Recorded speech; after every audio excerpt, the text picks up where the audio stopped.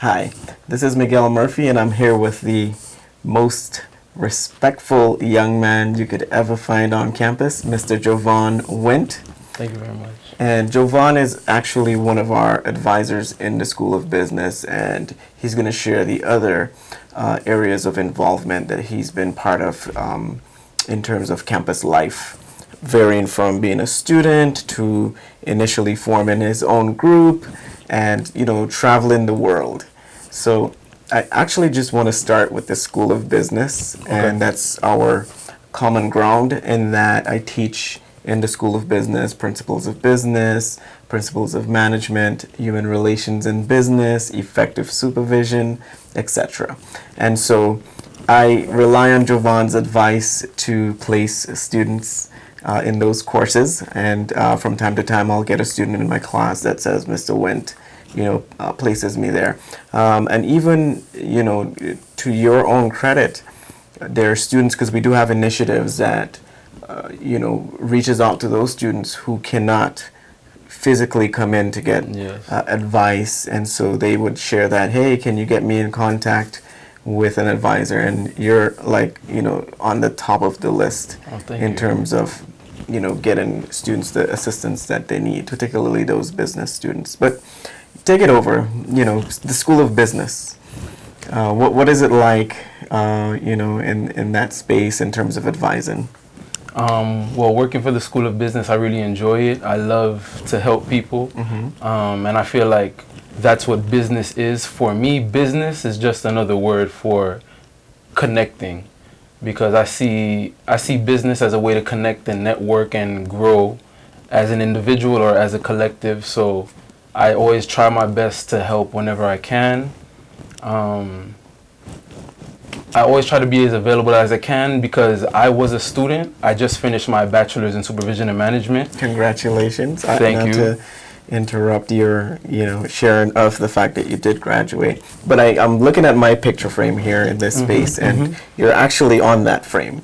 Okay. So I'm reminded of that, moment in time where you did, walk across and experience that glory, so to speak, right? But you're a bachelor's student, recent graduate. Yes, and I had classes with a lot of the students that I would also advise. So a lot of students had my number, and we had WhatsApp groups, so I was very accessible, and I liked being that accessible because, I don't know, I feel like it kind of humanizes the experience of college, which can kind of be daunting because when I first started college, I didn't understand the finish line. I didn't see the finish line. So the fact now that I'm finished and I'm also an advisor, I feel like I make it visible for students to understand that they can finish this, and it's not like an impossible, 10-year journey. And it can be done. So you help students create plans? Yes, help students create plans. And for what programs do you often draft out plans for? Okay, what's your most common one? Okay, so our bachelor's is in supervision and management. I also advise for our AA degrees and ASs. And we also have different certificates. So for our AA students and for our bachelor students, I always motivate them to earn certificates on the way as they are completing their degree, whether it's in accounting or economics or entrepreneurship, marketing management. So the good thing with certificates, it's a conversation starter. We have certificates in human resources, marketing, accounting, business management. We have a couple other certificates as well, but those are the main ones. So for example, let's say as you are getting an AA in business administration, you earn a human resources certificate. When you go for that interview, you can say, yes, I have my AA in business administration, but I also have a certificate in human resources because I am very interested in, working my way up in your business and hiring the most qualified and engaging staff. And from there, the recruitment person would look at you like, wow, this is amazing. So I'm happy that you brought that up, because even in the space of orientation, we have and we share with students the idea of stacking their credentials. And the college credit certificates in the School of Business provides that opportunity for students to get that additional credential. As a matter of fact, I've had students who are doing the associative arts, and they in business administration, one, also public administration. Yes. You know, because some majors give you Yes. the leeway, the room to take electives, you know, Yes. because there are not that many compared to other majors that, you know, really requires your focus on that area. You know, Yes. like if you're an engineer, it's like calculus 1, 2, 3. You don't have room. Right, there's it's not no very flexible. Yeah, but public administration, health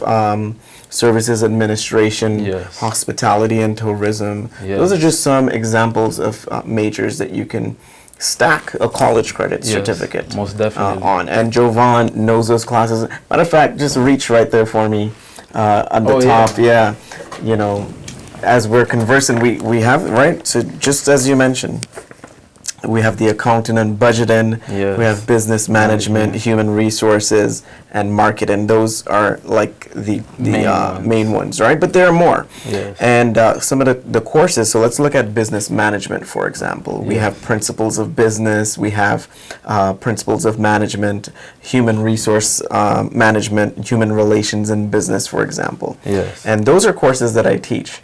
So, you know, if you pick a career, a college credit certificate, you're likely to come across Yes, the Mr. professor version of Mr. Murphy, right? And really quickly, with our certificates, a lot of students say, oh, why can I not receive two 12 credit certificates? You can only earn one 12 credit certificate, but for example, our human resources certificate and our business management certificate have about 3 classes in common. So a lot of our students, by the end of their degree, they have completed both of their certificates. So what I tell them, you have to choose one for 12, but you can get the other one for 18 credit certificate.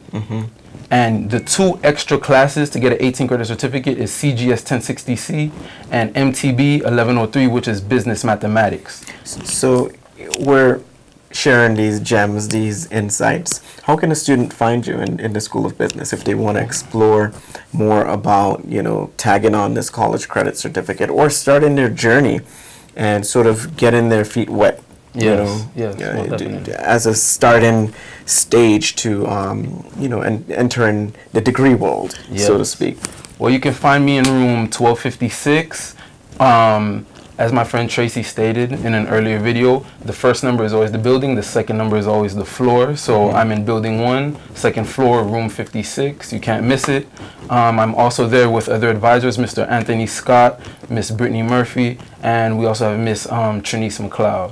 So we're all here to help you. Thank you for sharing.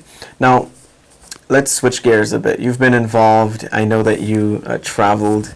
You know, I have my map here. Oh, yes. And my map reminds me of the faraway places that, you know, become close because, you know, you often hear Miami-Dade College being this gigantic, this huge institution with over 165,000 students and, you know, so many languages being spoken in a melting pot. And it's true because there's a lot of folks on campus from a lot of different places. And I have pins, you know, that, you know, just in the moment, these are just things that are happening. Like Kirby, Mr. Kirby Jean was here recently and he went to Prague. Wow. And he talked about just, you know, not just going to Prague, but the places surrounding Prague. I have students from China, have students who are relocating, you know, or they come here to study and they're moving back after their journey. Portugal came up. Miss Susie Guillaume, who was recently having a conversation with me, went to Colombia. Beautiful. Right? And I'm sharing this. I'll be in Panama, right? So you're gonna have to help me find Panama. You know, in the first week of it's right here. Right? Yes. So I'm gonna have to put a pin there because for the first time with some very good friends, I'll be over there.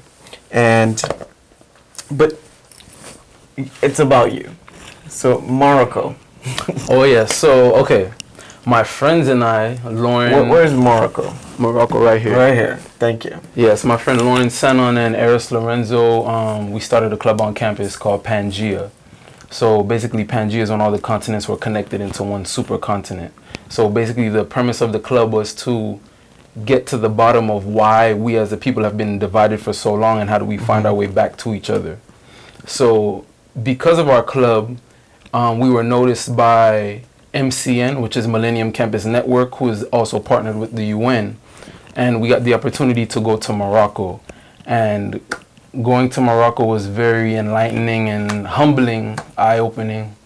And for those who don't know, Morocco is in North Africa, and they speak French and Arabic and English as well. So on average, the average Moroccan speaks 2 to 3 languages. And I find it interesting because, you know, I'm still trying to get Spanish down. But you know, we can always go to the world language, Right. world languages department, and Yeah. talk to Catherine no, most to definitely. get us, you know, our Spanish on game. Uno, dos, tres, Tres. cuatro, right? Yeah. And so, yeah, so Morocco, so the languages, and what else? What did you notice about the culture? What did you notice about what are some differences, you know, that you would say exist or that you saw between here in Miami Yes. and yes. the Yes. continent, you Yes. know, Morocco specifically? Okay, what I noticed is education is a very big thing in Morocco. And it motivated me to come back to Miami-Dade and, you know, engage more in making sure people get education and that, you know, we can help open people's eyes because so much of the people in Morocco, they knew their geography. They knew, I told them I'm from Miami. They knew where Miami was because some of the people in Morocco, they told me some of the people that I met in Morocco were from other countries and other continents. And I met a young man named Mohammed Bouya. And he was from, where was he? He was from, it's next to Madagascar. So He's from Mauritius. I met a young man named Mohammed Bouya from Mauritius. I could not tell you where Mauritius was on the map. I had to go look for it. so where is it? Is it close to Madagascar? Mauritius. Okay, I see it. All right, okay. Yes, right here. Okay. And it blew my mind because they know their geography. Education is such a big thing. Oh, yes. And very welcoming people, very selfless people. They were very kind to me. And they just had so many questions. So I feel like we can learn something from them because sometimes here in Miami, I feel like we don't emphasize education enough. We're not really concerned with learning about these other places that are on the globe. And I don't know, I feel like we can just learn so much more by engaging on a global scale and being interested in what happens overseas and, you know, intercontinentally. Well, we're on that. The movement is here to, Yes. you know, bridge those, you know, continental gaps, Yes. so to speak. But we could go on and on, Jovan, and you know, I'm going to invite you back as we, you know, embrace the concept of Most these definitely. conversations. And I definitely am going to come up to the School of Business, and we can sort of, you know, show students, you know, the space. Yes. Because a lot of times students don't know that the resource of the School of Business is there to assist. So I usually, you know, ask, you know, my guests to share some tips, Yes. right, with students generally. Yes. You know, we have a lot of first-year students, but we have a lot of students who are returning. Yes. What would be, you've been successful, you just walked across the stage. Yes. You're going on to, you know, pursue your higher education studies. What advice would you share from what you've experienced? From what I've experienced and from my day-to-day life, communication is key, and knowing that nothing is out of reach. And with communication, you can reach things so much more easily. Because yes, I did just graduate. Yes, I am an advisor, but I promise you, if it wasn't for my personality and my willingness to communicate, I wouldn't be where I am today. So if you're taking a class and you're struggling with a subject, stay after class for 10-15 minutes, engage the professor, tell them I really want to learn this material, I'm struggling. If the professor sees that you're trying, they will help you. If you want that job, if you want anything, just go communicate. If you want to get to an advisor, ask questions, ask about Mr. Murphy, ask about Ms. Guillaume, ask. Don't be scared, engage, participate in class. Communication is key in every relationship. Student, advisor, director, employee. Communication is key, and do not be scared to communicate, because doors you can't even imagine will open for you, and opportunities will literally come out of nowhere. I promise you. I promise you.